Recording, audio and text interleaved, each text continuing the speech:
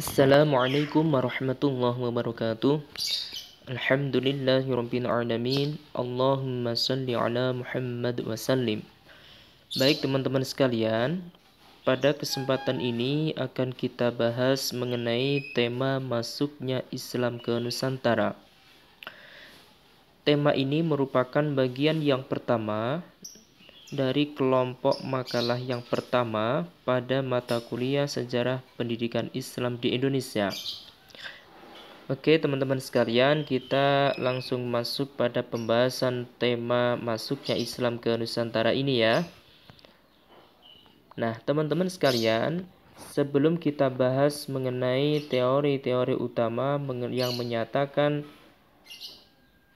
apa sebenarnya, siapa yang membawa, dan bagaimana Islam itu masuk ke Nusantara ini, perlu kita ketahui terlebih dahulu teman-teman, bahwa kenapa Indonesia atau yang dulu masih dikenal dengan istilah Nusantara itu begitu dikenal oleh bangsa-bangsa lain, sehingga ada semacam magnet tersendiri, daya tarik tersendiri, sehingga mereka ingin datang ke Nusantara ini.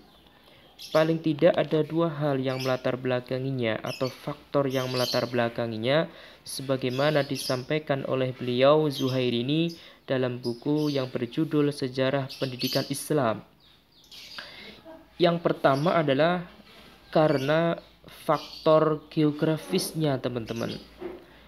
Negara kita, Indonesia, ini ternyata dari sisi geografis ini sangat strategis, yaitu Indonesia berada di persimpangan jalur internasional dari Timur Tengah menuju Tiongkok, yaitu melalui lautan dan jalur menuju Afrika dan Australia.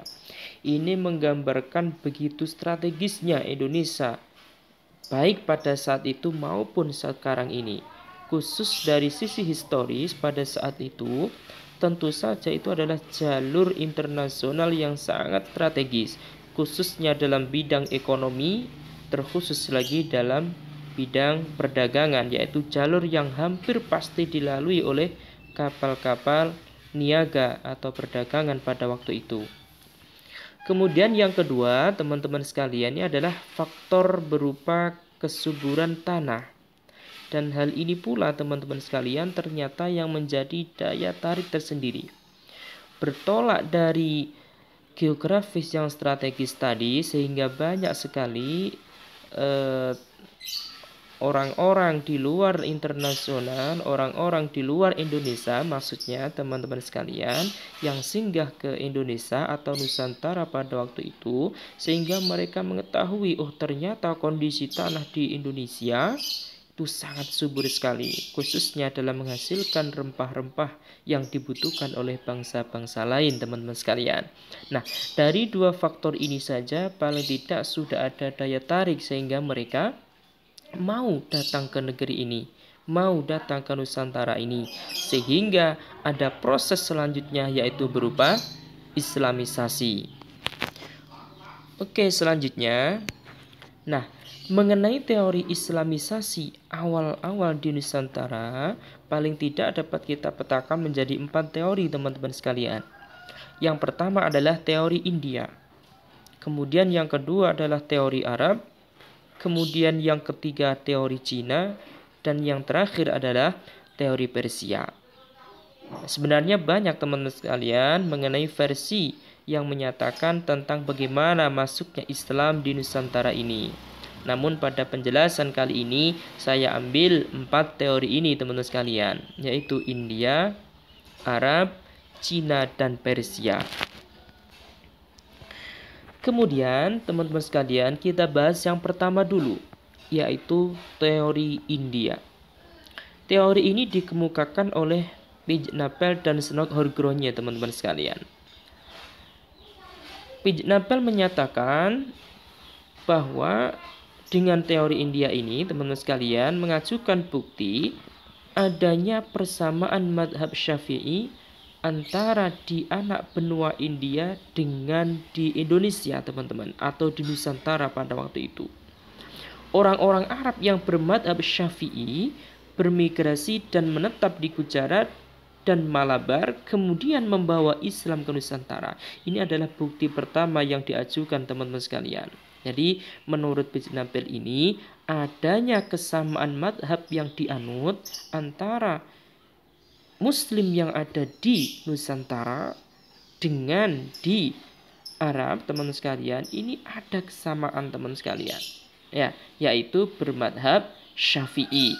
Nah, begitu. Maksudnya tadi adalah madhab Syafi'i yang dibawa Arab yang kemudian sudah bermigrasi di Gujarat atau di India ini teman sekalian. Sehingga inilah yang kemudian dikemukakan ada titik kesamaan berupa madhab yang dianut, tentunya nanti dalam bentuk apa? Praktik ibadah yang sesuai dengan madhab yang dianut tersebut. Nah, kesamaan inilah yang kemudian dianggap sebagai bukti otentik begitu oleh Bijnapel ini.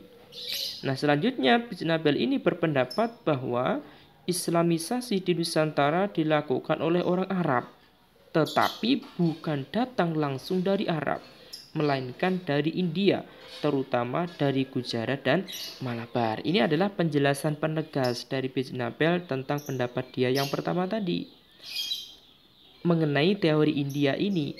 Jadi Islamisasi di Nusantara itu memang iya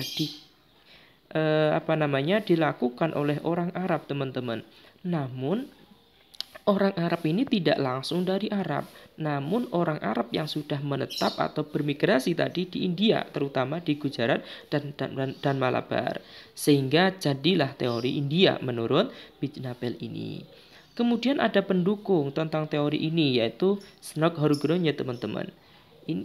Dia berpendapat bahwa Islam mempunyai pengaruh yang kuat di kota-kota India Selatan. Banyak Muslim di Dhaka yang di sana. Mereka inilah yang pertama menyebarkan agama Islam ke Kepulauan Melayu. Kemudian diikuti oleh orang-orang Arab. Nah, ini berarti hampir sama sebenarnya bahwa Islam itu sebenarnya bertolak dari India Selatan kalau menurut Snok Horgronya ini, khususnya di Dhaka. Kemudian Snok Horgronya ini juga menyatakan bahwa Islam Nusantara itu bukan berasal dari Arab, karena sedikitnya fakta yang menyebutkan peranan bangsa Arab dalam penyebaran agama Islam ke Nusantara. Oke, baik ya teman-teman sekalian. Secara umum berarti teori yang pertama ini, yaitu teori India ini, mengemukakan bahwa bukti ontetik bahwa Islam itu datang ke Nusantara ini adalah dari India. Nah, kenapa begitu? Bukti yang diajukan adalah adanya kesamaan madhab Syafi'i, begitu. Oke teman-teman, kita bergeser ke selanjutnya ya. Ini masih pendapatnya Snok Horgronya, teman-teman. Dia juga berpendapat bahwa Islam Nusantara ini berasal dari Hindia. Kenapa? Karena sudah lama terjalin hubungan perdagangan antara Indonesia dengan India, dan adanya inskripsi tertua tentang Islam yang terdapat di Sumatera yang mengindikasikan adanya hubungan antara Sumatera dengan Gujarat atau India tadi. Nah, ini berarti juga penegasan kembali teman-teman sekalian ya, bahwa ada satu jalur yang memang sudah terjalin sebelum Islam itu muncul di Nusantara ini, yaitu apa? Sudah ada kerjasama dalam bidang ekonomi, khususnya dalam bidang perdagangan, yang kemudian itu menjadi satu jalur tersendiri penyebaran Islam di Nusantara ini, khususnya di wilayah Sumatera. Nah, begitu. Kemudian yang kedua, teman-teman, ada teori Arab. Ini berarti teori yang kedua dari 4 teori yang kita tawarkan tadi, teman-teman. Ya, teori Arab ini dikemukakan oleh Thomas Arnold. Ya, dan teman-temannya di sini ya, bisa dibaca sendiri, teman-teman. Ya, kemudian Arnold ini berpendapat bahwa selain dari Coromandel dan Malabar, Islam Nusantara juga berasal dari Arab. Buktinya apa? Adanya kesamaan madhab antara Coromandel dan Malabar dengan madhab mayoritas di Nusantara, yaitu madhab Syafi'i. Oke, pendapat pertama ini argumennya ini hampir sama, teman-teman, ya, hampir sama, yaitu apa? Kesamaan madhab. Nah, ini berarti kan ada kesamaan antara teori Arab dengan teori India tadi. karena bukti yang diajukan sama, yaitu apa? Kesamaan madhab, yaitu madhab mayoritas yang digunakan yaitu madhab Syafi'i. Nah, ini yang kebetulan sampai sekarang di Indonesia akhirnya juga mayoritas Muslim ini penganut madhabnya adalah madhab Syafi'i. Nah, begitu ya. Cuman bedanya kalau teori Arab ini menyatakan kesamaan madhab itu Syafi'iyah atau Syafi'i ini berasal dari Arab. Cuman kalau pendapat yang pertama teori India tadi, Syafi'i itu bertolak dari India khususnya Gujarat. Nah, kemudian selanjutnya mengenai pendapatnya tentang asal Islam Nusantara dari Arab, ini Arnold memberikan pendapat bahwa para pedagang Arab membawa Islam saat mereka menguasai perdagangan barat sampai timur sejak awal abad ke-7 Masehi dan abad ke-8 Masehi. Sehingga patut diduga bahwa mereka juga menyebarkan agama Islam ke Nusantara. Ini juga hampir sama yang diajukan oleh Snok Horgrogno tadi, yaitu ada satu jalur penyebaran yaitu berupa perdagangan. Cuman kalau Snok Horgrogno tadi sebagai salah satu pendukung teori India tadi menyatakan kalau pedagang yang Arab itu bertolaknya adalah dari Gujarat, bukan dari Arab langsung. Tapi kalau Arnold ini menyatakan, oh itu bertolak dari Arab langsung, sehingga mendukung teori Arab. Begitu. Kemudian pendapat selanjutnya, teman-teman, Arnold ini juga mengatakan adanya sebuah sumber Cina yang menyebutkan bahwa menjelang perempatan ketiga abad ke-7 Masehi, seorang Arab yang menjadi pemimpin pemukiman Arab Muslim di pesisir barat Sumatera. Jadi sudah adanya pemimpin yang berketurunan Arab begitu. Mereka ini juga melakukan pernikahan campur begitu dengan penduduk setempat, sehingga muncullah komunitas Muslim. Ini berarti pendapat selanjutnya yang menyatakan tentang kebenaran dari teori Arab atau Islam di Nusantara ini datang dari Arab. Nah, begitu. Kemudian selanjutnya teman-teman yaitu teori Persia. Teori Persia ini dikemukakan oleh beliau Husain Jaya Diningrat, teman-teman. Beliau mengatakan bahwa Islam masuk ke Nusantara pada abad ke-13 Masehi di Sumatera, yaitu yang berpusat di Samudra Pasai. Nah, begitu. Nah, Samudra Pasai ini ada menyatakan sebagai kerajaan pertama. Namun ada yang menyatakan oh tidak yang pertama karena yang pertama adalah Perlak begitu ya. Ini ada beberapa argumen yang berbeda. Nah, kemudian dasar argumen yang dipakai yaitu apa? Adanya persamaan budaya yang berkembang di kalangan masyarakat Islam Indonesia dengan budaya yang ada di Persia, teman-teman. Baik, selanjutnya teman-teman sekalian ada teori Cina. Nah, teori ini menyatakan bahwa Islam datang ke Nusantara bukan dari Timur Tengah ataupun Arab maupun Gujarat, India, tetapi Islam masuk ke Nusantara itu dari Cina. Nah, kenapa begitu teman-teman? Ini ada beberapa dasar argumen di bawahnya, yaitu pada abad ke-9 Masehi, banyak orang Muslim Cina di Kanton dan di wilayah Cina Selatan lain yang mengungsi ke Jawa, sebagian ke Kedah dan Sumatera. Berarti adanya komunitas Muslim Cina yang mengungsi ke Jawa begitu. Kemudian selanjutnya bukti adanya unsur-unsur Cina dalam arsitektur masjid-masjid Jawa kuno. Berarti bukti otentik berupa apa? Arsitektur begitu. Seperti tampak pada atap Masjid Banten. Kemudian mustaka yang berbentuk bola dunia dengan dikelilingi 4 ular hampir selalu ada di masjid-masjid kuno di Jawa, teman-teman sekalian. Nah, kemudian yang selanjutnya pada abad ke-8 sampai 11 Masehi ini sudah ada pemukiman Arab Muslim di Cina.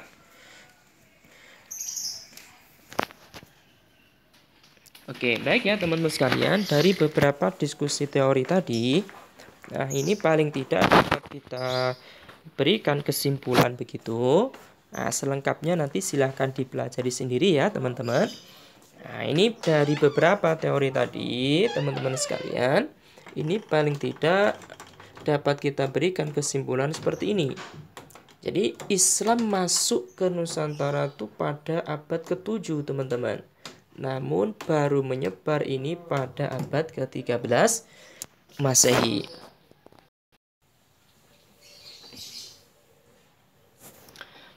Baik teman-teman sekalian, kita menuju ke slide berikutnya. Nah, di sini dijelaskan teman-teman, pendidikan Islam masa awal masuknya ke Nusantara atau ke Indonesia ini paling tidak mengenai jalurnya. Yang pertama paling tidak dapat kita petakan menjadi 6 jalur teman-teman. Yang pertama ada jalur perdagangan, ini yang banyak dibicarakan di dalam teori masuknya Islam tadi ya, baik dari keempat teori tadi. Kemudian yang kedua adalah perkawinan atau pernikahan. Kemudian yang ketiga adalah tasawuf. Kemudian yang keempat pendidikan. Yang kelima kesenian. Yang keenam adalah jalur politik. Kemudian mengenai lembaga pendidikan yang ada pada masa awal-awal masuknya Islam ke Nusantara, ini paling tidak ada 5 teman-teman. Masjid yang pertama ini adalah menjadi pusat berbagai aktivitas keagamaan, entah pendidikan, kemudian memang murni penyiaran agama, dan banyak sekali ini dilakukan yang sentralnya adalah di masjid. Kemudian yang kedua adalah pondok. Ini adalah pondok-pondok atau semacam asrama begitu kalau sekarang.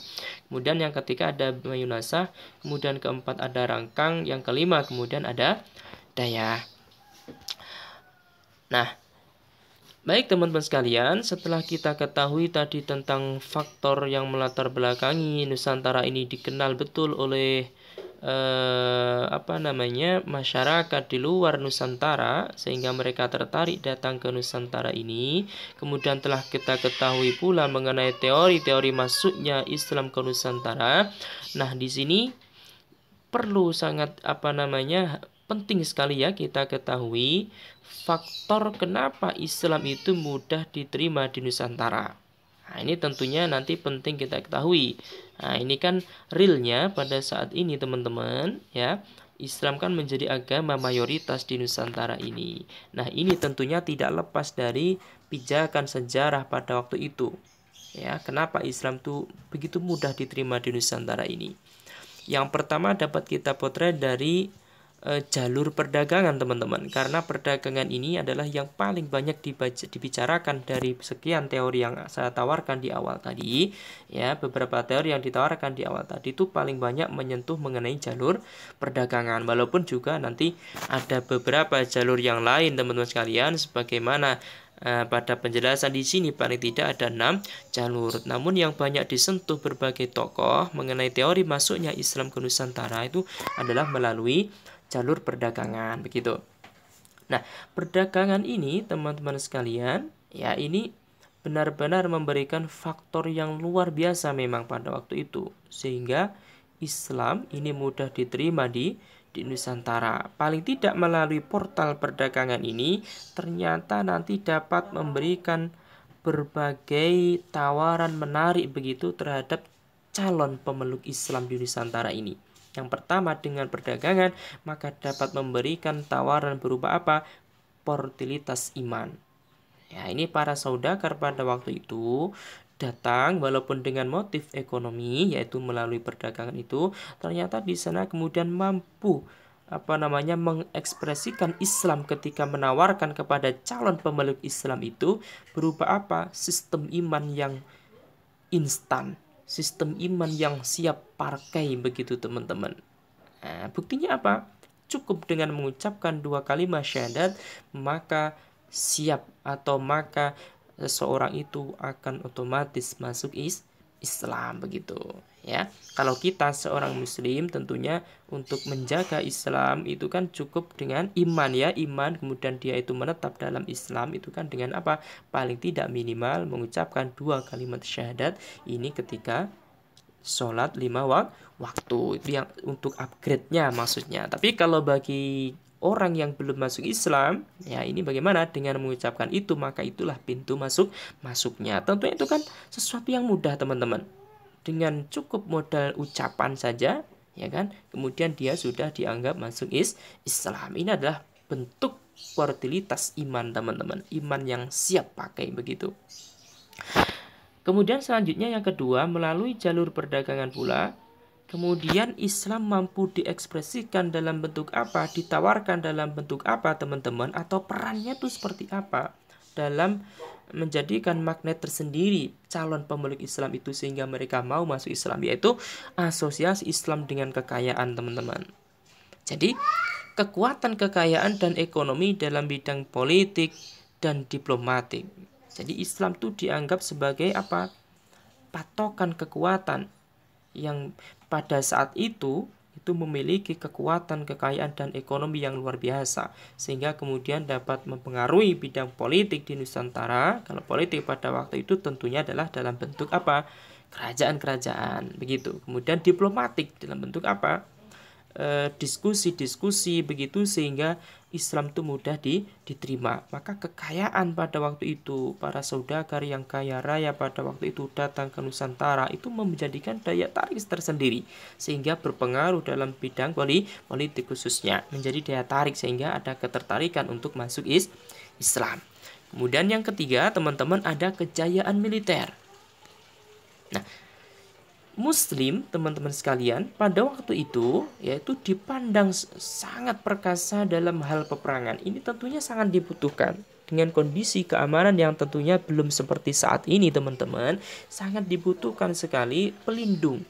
Nah, Islam, Muslim pada waktu itu, para saudagar pada waktu itu tidak hanya mampu dalam kekuatan ekonomi, tidak hanya lihai dalam bidang ekonomi berupa perdagangan, namun juga dianggap sebagai sumber kekuatan yang sangat kuat. Nah begitu, karena sudah terkenal tentang kejayaan militernya pada waktu itu. Kemudian selanjutnya melalui pintu perdagangan pula, kemudian selanjutnya merembet pada pengenalan tulisan. Ini juga dijadikan sebagai satu bentuk mediasi begitu untuk mengenalkan Islam. Nah ini tentunya adalah tawaran yang menarik teman-teman.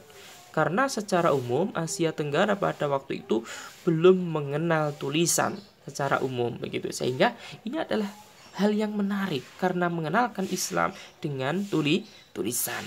Nah, begitu. Kemudian selanjutnya ada penghafalan Al-Qur'an.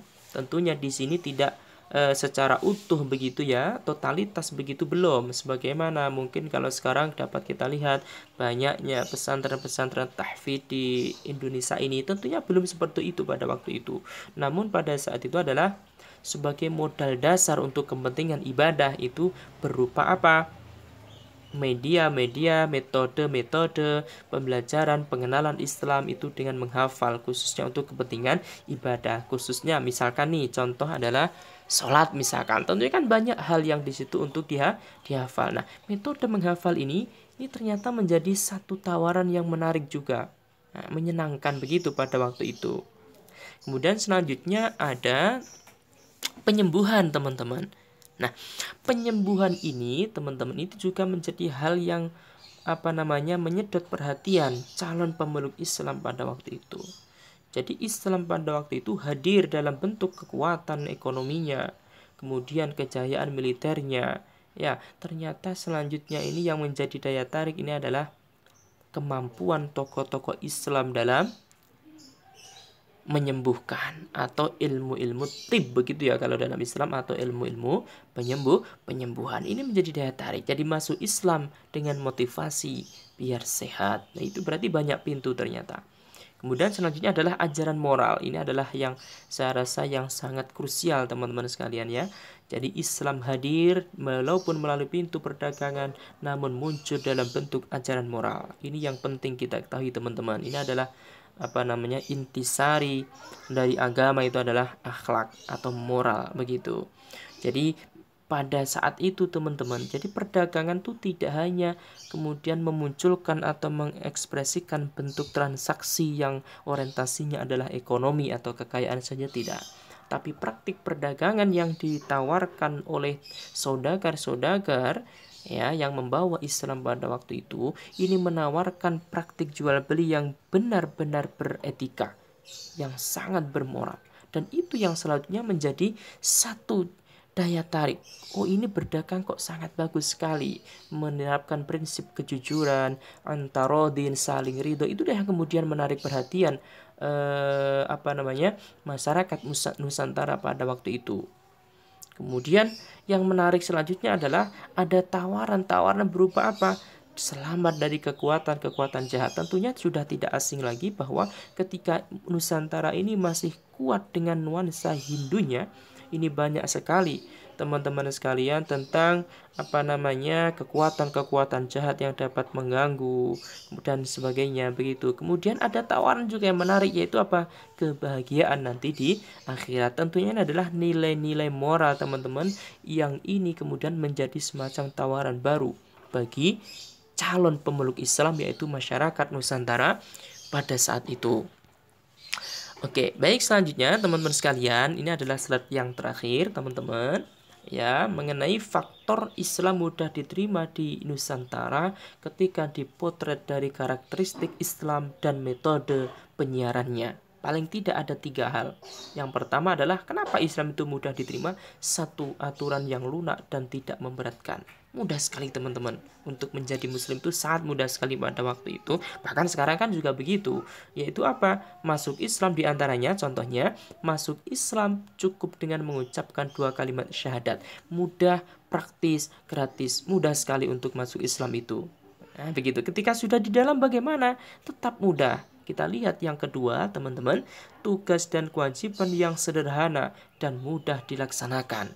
Dengan kita laksanakan rukun iman dan rukun Islam, ya kan? Itu pun nanti akan ada di dalamnya nanti peruntukan-peruntukan bagi yang tidak mampu bagaimana dan sebagainya. Itu ada aturannya. Ini tentunya sangat mudah dilaksanakan. Kemudian yang ketiga adalah penyiaran dengan bahasa yang mudah difahami untuk orang umum. Artinya bagaimana? Cara penyampaian Islam pada waktu itu mengena sesuai muktadol makomnya begitu, muktadol halnya, semua itu kena sesuai dengan kapasitas mereka. Ini berarti kalau kita tilik dengan kehidupan atau konteks Islam saat ini, ya kan, apalagi teman-teman sebagai calon pendidik Islam, ini tentunya yang ketiga ini paling tidak dapat kita contoh begitu. Jadi para pembawa Islam itu menyiarkan Islam, mengenalkan Islam itu dengan menggunakan komunikasi, cara-cara yang sesuai kemampuan calon pemeluk yang dibidik itu. Berarti kita bagaimana? Teman-teman bagaimana sebagai calon pendidik? Maka kenalkan Islam, ya kan? Kembangkan Islam, pertahankan Islam melalui jurusan teman-teman PAI ini dengan cara-cara yang sesuai tentunya dengan kemampuan objek nanti yang Anda bidik, tentunya nanti peserta didik yang utama. Oke, baik ya teman-teman sekalian. Semoga manfaat. Saya akhiri. Assalamualaikum warahmatullahi wabarakatuh.